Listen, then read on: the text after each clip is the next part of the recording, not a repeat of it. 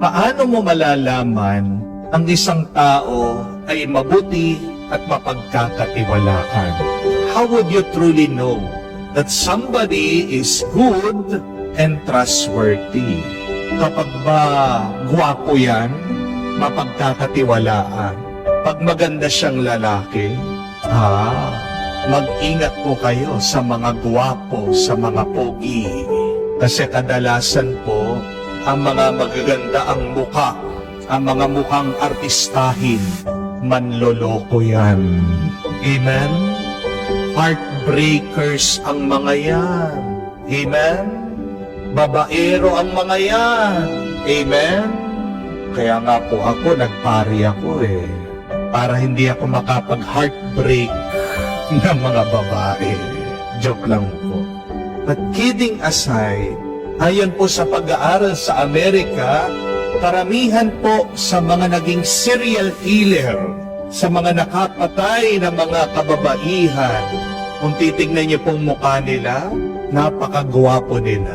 Iniisip ng mga babae na dahil magandang lalaki, mabait at mapagkakatiwalaan. Pero kabaliktaran pala, hindi magandang palatandaan para masabi mo na ang gwapo, ang pogi, ay mabait, ay mapagkakatiwalaan ng agad. Pag ba binigyan ka ng regalo, sure na ba na ang taong yan mabuti at mapagkakatiwalaan mo? Mag-ingat po kayo.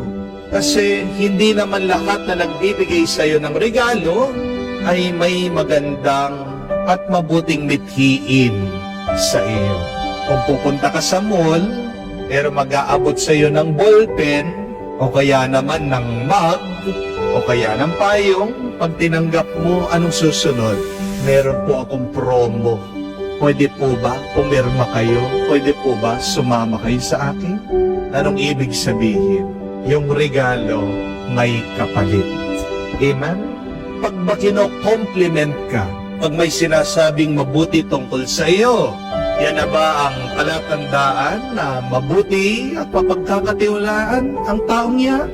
Di ba, pag pumupunta tayo sa palengke, o kaya naman sa Tiangge, ang daming tumatawag sa atin, ganda, sexy, beauty. Dito na po, tinatawag ka lang na maganda kasi gusto niya bumili ka. Amen? Ano talaga ang pinakatanda para masabi natin na ang isang tao ay mabuti at mapagkakatiwalaan? Simple lang po, huwag niyong kakalimutan. Kapag ang tao ay hindi nagsisinungaling. Amen? Kapag ang tao totoo at tunay sa iyo, ang taong yan ay mabuti at mapagkakatiwalaan mo. By being truthful and not lying to you. That is the sign that somebody is good and trustworthy. Ang mga mabubuting tao, walang itatago sa iyo. Habang ang mga masasama, nagbabalat kayo. Ang mga mabubuting tao, totoo sa sinasabi. Kung ano yung ginagawa, yan din ang nasa isip nila, yan din ang nasa loob nila. Hindi ka nila lolokohin. Sabi nga po ng isang moralista, si Friedrich Nietzsche, mas nakakatakot ang isang tao na palaging nagsisinungaling sa kanyang sarili. Dahil pag nasanay na siya sa hindi pagsasabi ng totoo, madali na lang para sa kanya ang lokohin niya at magsinungaling sa ibang tao. Alam natin na masama ang nagsisinungaling. Amen? Pero yan po yung madalas na kasalanan na ginagawa natin. Alam natin sa Biblia that is the 9th commandment, that you should not bear false witness to your neighbor. Sabi din po sa Psalm 119 verse 163, hayo ng Diyos sa mga sinungaling. God hates a lying lip. Ang Diyos kasi ay katotohanan, kaya naman hilig niya ang mga taong totoo, tunay, at hindi nagsisinungaling. Ayaw ng Panginoon sa mga mapagpanggap ang mahal na mahal ng Diyos ay ngayong mga apat. Mababasa niyo din po in Psalm 12 verse 22 that the Lord delights in the trustworthy.